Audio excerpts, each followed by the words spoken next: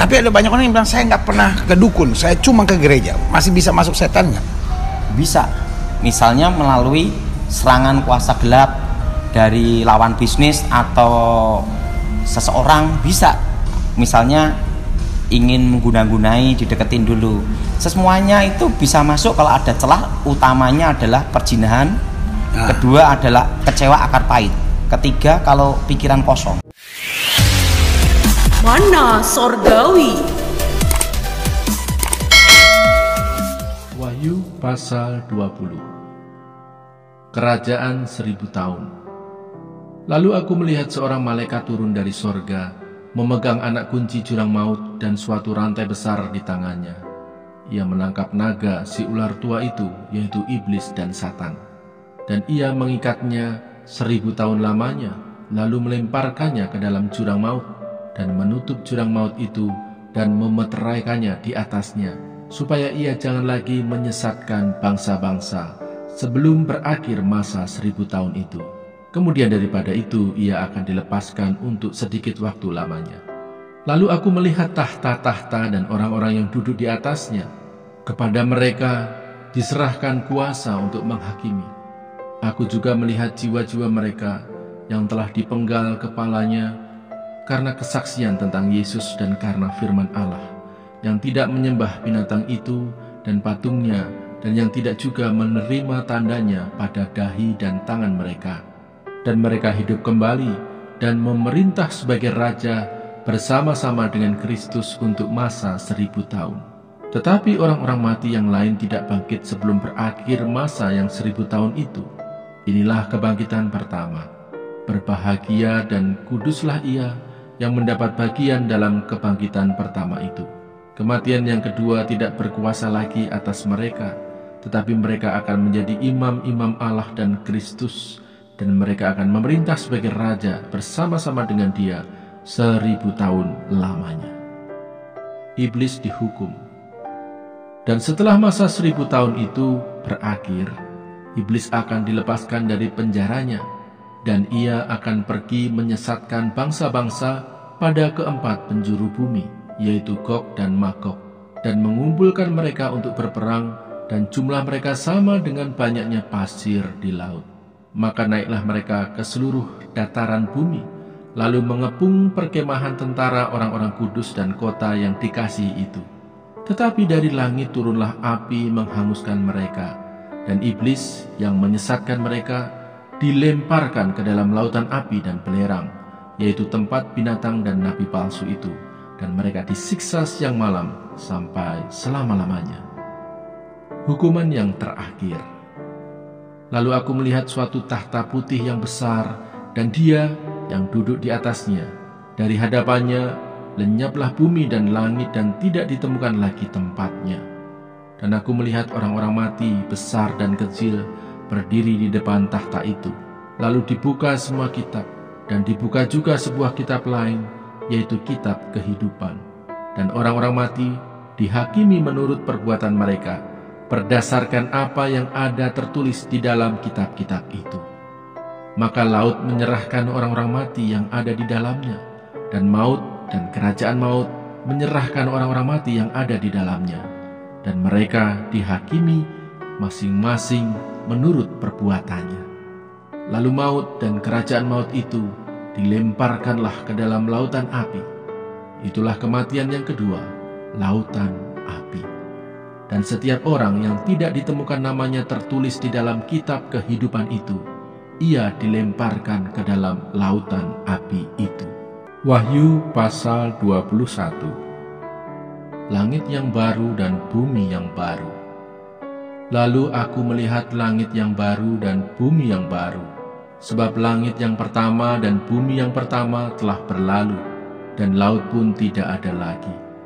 Dan aku melihat kota yang kudus, Yerusalem yang baru, turun dari sorga, dari Allah, yang berhias bagaikan pengantin perempuan yang berdandan untuk suaminya.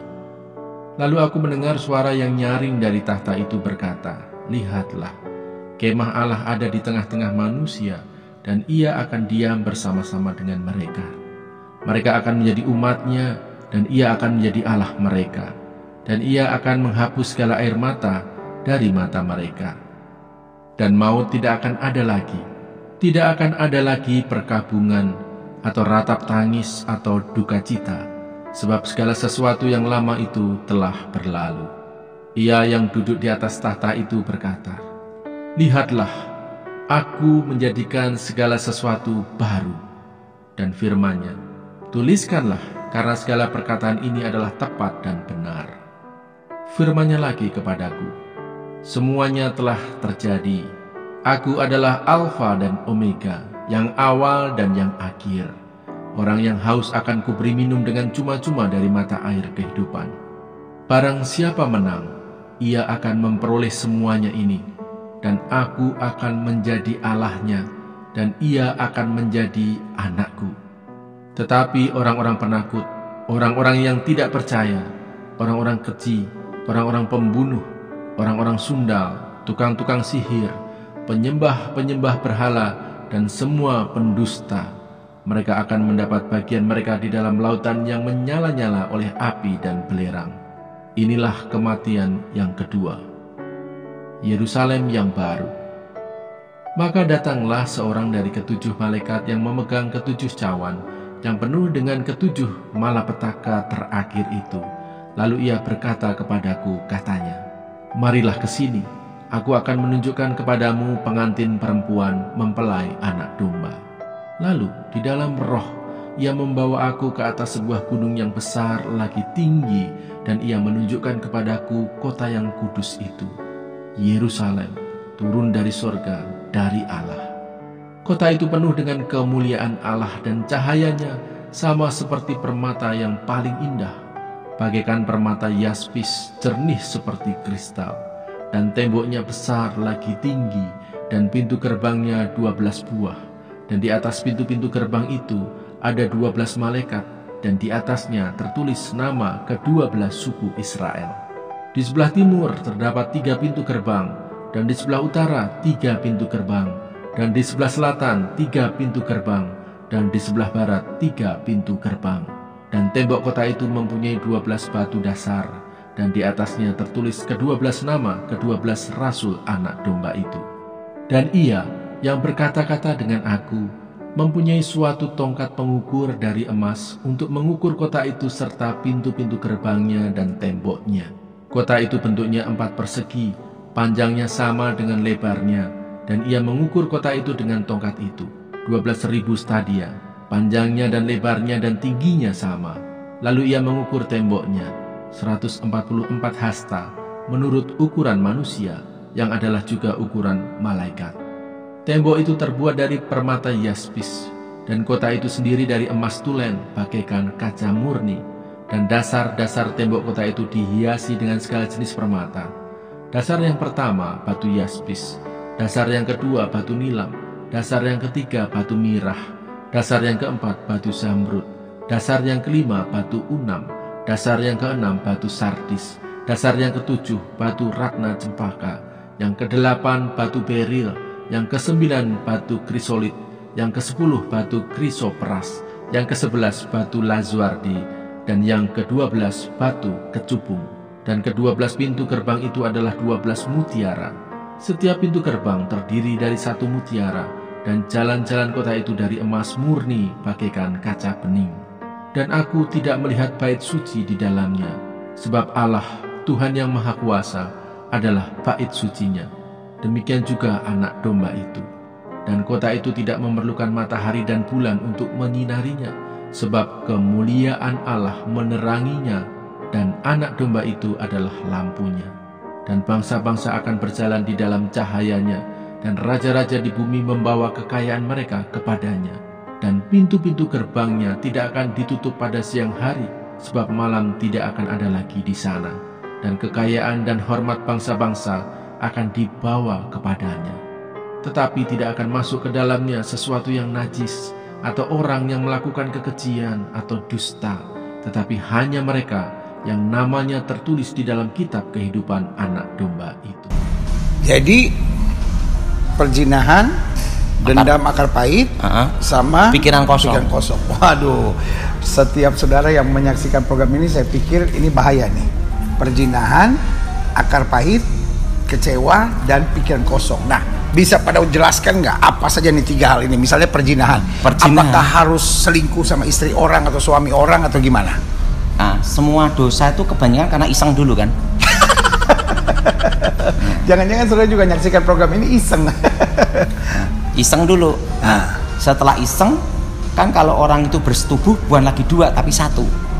Nah, disitulah akan masuk roh. Jadi pintunya itu selalu iseng dulu.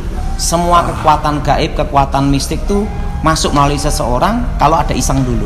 Oh, jadi termasuk bukan hanya orang yang sudah menikah, anak-anak muda juga yang sama.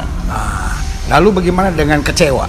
Nah, kecewa akar pahit itu adalah celah untuk masuk. Karena sebelum saya bertobat mendapat pemahaman bahwa jin setan itu tercipta dari unsur api kegelapan. Tapi yang jelaskan Tuhan tidak pernah menciptakan kejahatan. Iya. Tuhan menciptakan malaikat, seperti malaikat jatuh dalam dosa jadilah setan. Iya. Nah, unsur api kegelapan ini sama dengan unsur kekecewa dendam. Makanya kalau orang kecewa akar pahit itu kan hatinya panas. Jadi satu unsur. Semua kekuatan gaib selalu bermain di satu unsur. Unsurnya api. Api kegelapan. Bukan damai. Bukan damai. Makanya kalau ada orang bilang ilmu putih, nggak betul. Nggak, semua sama lah. Ilmu hitam, ilmu putih, setannya sama, tergantung pemakainya. Jadi intinya apapun yang disebut amarah, dendam, kepahitan, unsurnya unsur api. Nah, lalu bagaimana dengan pikiran kosong? Nah, pada waktu orang pikiran kosong kan pikirannya tidak terarah kemana-mana. Jiwanya kan kosong, roh itu masuk. Makanya kan banyak kejadian orang kesurupan tuh pada waktu ngalamun gitu lah. Jadi setiap saudara yang menyaksikan vlog Kamu Hebat ini, ingat, kamu itu hebat. Karena kamu hebat, satu, jangan berzina. Karena kamu hebat itu, ingat, jangan hidup dengan unsur api. Artinya marah, dendam, kepahitan. Dan yang ketiga, yang paling penting juga, bagaimana kita tidak pikiran kosong. Ngapain ngelamun? Karena roh yang ada di dalam kita lebih besar dari roh yang ada dalam dunia ini. Nah, lalu apa akibatnya kalau dan apa tanda-tandanya orang itu kerasukan atau keikat setan? Kan ada orang yang kerasukan setannya itu teriak-teriak gitu. Tapi ada yang kerasukan setan tapi yang saya bilang setan sopan. Dia nggak tahu bahwa dia kerasukan setan. Gimana nih Pak Dawan? Misalnya gini, walaupun dia hidup ke gereja tapi hidup dalam dosa terus. Ke gereja juga iya, hidup dalam dosa terus. Misalnya perjinan, habis ke gereja berzina terus tetap. Padahal dia pengennya lepas. Pengen lepas tapi susah.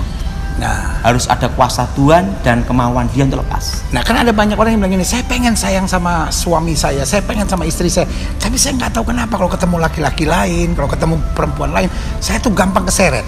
Nah, berarti itu ada ikatan kutuk keturunan atau kuasa gelap yang menghinggapi dia yang perlu dilepas.